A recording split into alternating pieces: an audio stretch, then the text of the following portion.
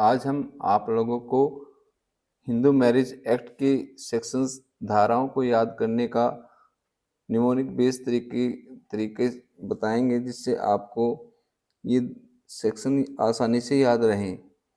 तो इसमें मैं सेक्शंस की डिटेल में तो नहीं जाऊंगा और उम्मीद करता हूं कि जो तरीका मैं बता रहा हूं इस तरीके से आपको सेक्शंस के जो नंबर्स हैं उस नंबर और कंटेंट्स के आपस में लिंक करने से मैंने निमोनिक्स बनाई है। तो जैसे ही आपसे कोई पूछेगा कि भाई इस नंबर पे या इस सेक्शन पे कौन सा आपका कंटेंट्स है, तो आप बड़ी आसानी से बता पाओगे, या कंटेंट्स आपको अगर बता दिया जाएगा तो आप आराम से ये बता पाओगे कि ये इस सेक्शन में लिखा हुआ है। तो हम सेक्शन और उसका जो कंटेंट्स है उन दोनों को इस तरीके से लिंक करते हैं, उसमें उसी से ट्रिक बना देते हैं, जिससे कि फिर वो आपको कुछ भी बताए, कंटेंट्स बताए तो आप सेक्शन बता सकते हो, या सेक्शन कोई बताए तो आप उसका कंटेंट्स बता सकते हो। तो चलते हैं दोस्तों। पहले तो मैं 1 2 3 4 सेक्शंस के बारे में कुछ नहीं बताऊंगा, कोई ट्रिक, क्योंकि ये सामान्य धाराएं होती हैं जिसमें शॉर्ट टाइटल होता है, एप्लीकेशन एक्ट होता है, डेफिनेशंस होती हैं, लाइक दैट। इस तरीके की जो बातें हैं जो सभी एक्ट में सामान्य तौर पे कॉमनली लिखी होती हैं, तो उनको मैं यहाँ पे कोई अलग से ट्रिक नहीं बता रहा हूँ, वो आपको खुद देखना होगा। उसके बावजूद हम इस एक्ट में, हिंदू मैरिज एक्ट के सेक्शन 5 से आगे स्टार्ट करते हैं और सेक्शन 5 से स्टार्ट करते हैं, तो यहाँ से हम अपनी सभी ट्रिक्स आपको बताएंगे। तो जैसे सेक्शन 5 है, सेक्शन 5 को हम कैसे याद रख सकते हैं, इसमें हमारी क्या है कि एक वैलिड मैरिज के लिए कंडीशंस दी गई हैं। तो कितनी कंडीशंस दी गई हैं? 5 कंडीशंस दी गई हैं। तो सेक्शन 5 में हमें याद रखना है, तो आराम से हम याद रख सकते हैं कि सेक्शन 5 में क्या है कि 5 कंडीशंस दी गई हैं। उसके बावजूद सेक्शन 6 को रिपील कर दिया गया है, तो मैंने भी इस पे लिख दिया सेक्शन 6 को छोड़ दिया गया है, 6 से छोड़ दिया गया है। तो ऐसे जैसे मैंने 5 में बताया कि 5 में, सेक्शन 5 में क्या है कि 5 कंडीशन है, 6 को छोड़ दिया गया, 6 से छोड़ दिया गया है। तो ये इस प्रकार आराम से दोनों सेक्शंस याद हो जाएंगे। सेक्शन 7 में क्या है, सेरेमनीज के बारे में बताया गया है जो हिंदू मैरिज में होती हैं। तो उसमें क्या दिया गया है कि 7 फेरे हैं। सेक्शन 7 को हम 7 फेरे से भी याद कर सकते हैं। और सेक्शन 8 में क्या है, मैं दोस्तों एक बात और बताना चाहता हूँ। मैं बहुत ज़्यादा डिटेल में जाऊँगा, वीडियो लंबी होगी, आपका समय खराब होगा, इसलिए मैं बहुत ज़्यादा डिटेल में नहीं जा रहा हूँ। अगर मैं एक्सप्लेनेशन देने लगा तो ये जो ट्रिक्स का जो मेरा पर्पज़ है याद कराने का, वो हट जाएगा, वो छिप जाएगा जो पर्पज़ है मेरा।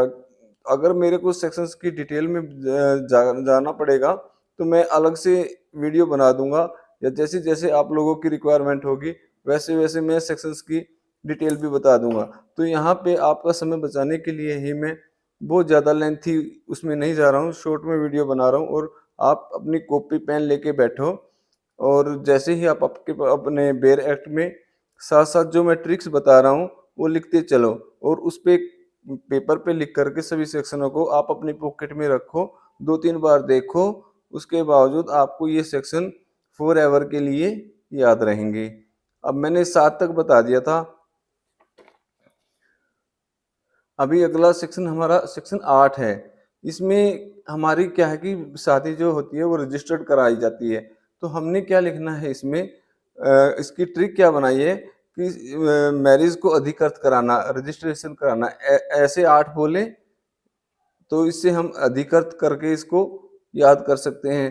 दोस्तों कई बार हिंदी में जैसे हम इनके वर्ड्स बोलते हैं 6 7 8, हम 6 से बनाएंगे ट्री, कभी 7 से बनाएंगे। अगर हिंदी में 6 बोल रहे हैं या 6 से बना देंगे, इंग्लिश में 6 बोलते हैं तो से की जैसी साउंड आएगी, तो से भी हम ट्रिक बना देंगे। तो एक बार आपको जरूर ओड सा लगेगा, लेकिन एक बार आप पूरी एक बार वीडियो देखेंगे तो आपको बड़ा आसान सा लगेगा कि हाँ इसमें दम है इस वीडियो में, और आपको सेक्शंस याद करने में आसानी बनेगी। अब सेक्शन देखो 9 में क्या है, सेक्शन 9 में क्या होता है कि पत्नी अपने घर चली जाती है और वो आती नहीं है। तो हमने 9 में क्या बताया है कि नहीं आने पर, पत्नी के नहीं 9 में नहीं आने पर आने के लिए केस करना, यही होता है ना। और सेक्शन 10 में दूसरा होता है, जुडिशियल सेपरेशन की डिमांड होती है, यानी कि दूर रहने के लिए दावा डाला जाता है।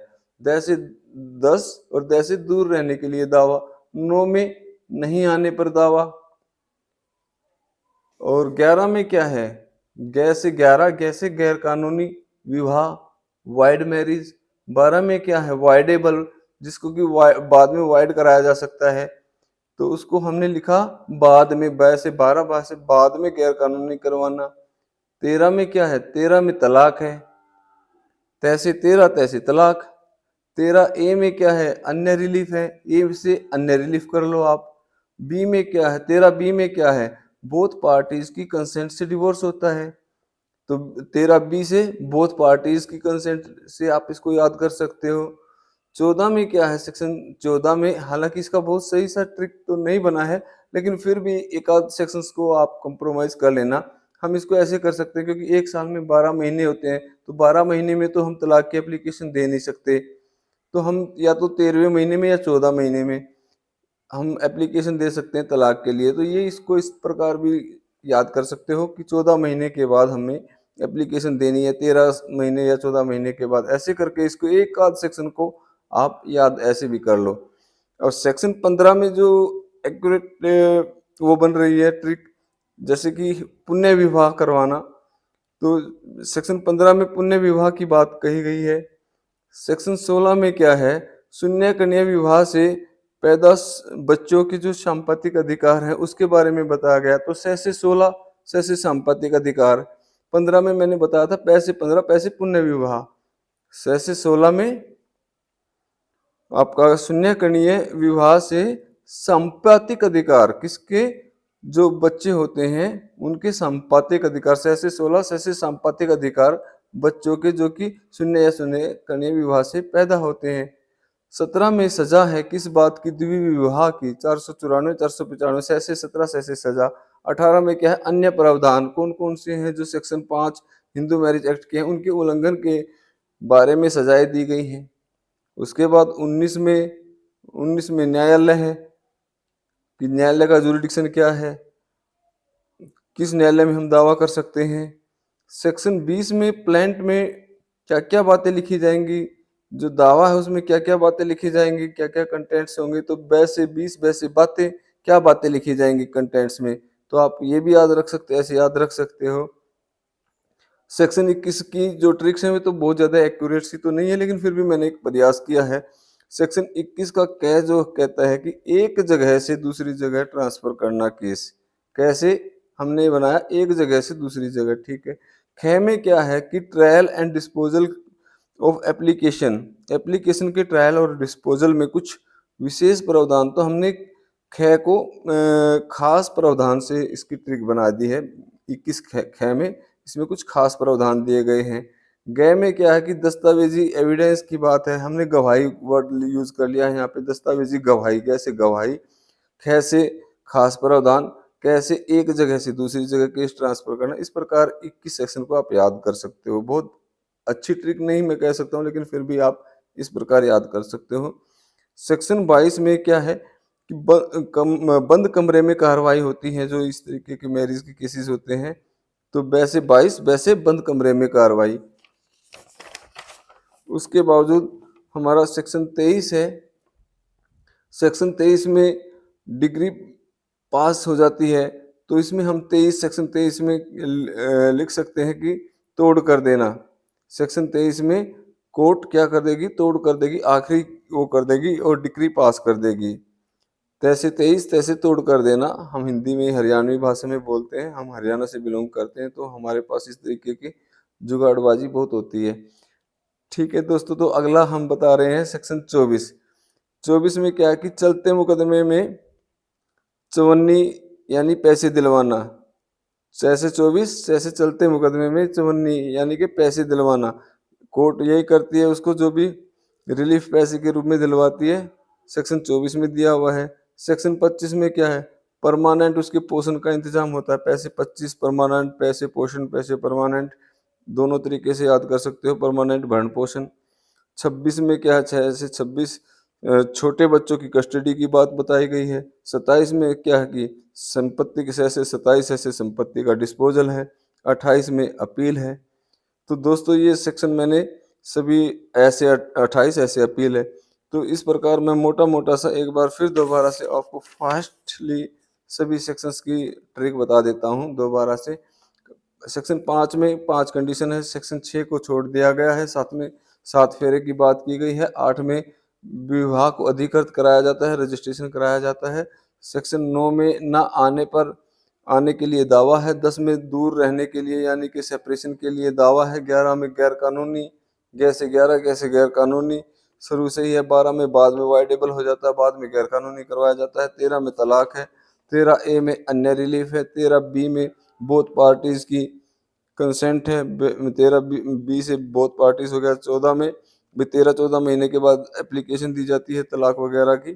15 में क्या है कि पुण्य विवाह की बात कही गई है कि पुण्य विवाह कर सकते हैं। 16 में बच्चों के संपातिक अधिकार जो कि शून्य शून्य कन्या विवाह से पैदा होते हैं। 16 से संपातिक अधिकार। 17 में दोस्तों सजा दी हुई है सेक्शन 494 और 495 आईपीसी के बारे में, जो कि द्वितीय विवाह से संबंधित है। और सेक्शन 18 में अन्य प्रावधान दिए गए हैं।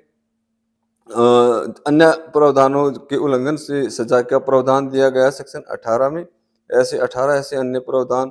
19 न्यायालय, हल्का सा लिंक कर लेना, कोई दिक्कत वाली बात ऐसी लगती नहीं है इसमें। न्यायालय के जुरिडिक्शन की बात कही गई है। 20 में क्या है कि प्लांट में जो बातें, सेक्शन 20 में प्लांट में जो बातें होती हैं उसके बारे में बात की गई है। सेक्शन 21 की मैंने बताया था, क्या गैर छोटी छोटी बातें हैं, वो एक कोर्ट की जो कार्रवाई की बातें हैं वो सब इसमें दी गई है कि दस्तावेजी एक जगह से दूसरी जगह कै में ट्रांसफर करना। ख में खास प्रावधान डिस्पोजल ट्रायल के बारे में दिया गया। ग में गवाही है, दस्तावेजी गवाही है, साक्ष्य है। 22 में बंद कमरे में वैसे 22 वैसे बंद कमरे में कार्रवाई है। 23 में भाई तोड़ कर देना है, केस का निपटारा हो जाता है, डिग्री पास हो जाती है। 24 में चलते मुकदमे में चवन्नी यानी कि पैसे दिलवाने की बात की जाती है। 25 में परमानेंट की बात की जाती है, भरण पोषण की। 26 में छोटे बच्चों की कस्टडी की बात की जाती है। 27 में संपत्ति का डिस्पोजल दिया गया है। और ऐसे 28 ऐसे अपील। इस प्रकार दोस्तों हिंदू मैरिज एक्ट 1955 के सभी सेक्शंस की मैंने याद करने की ट्रिक बता दी है। धन्यवाद।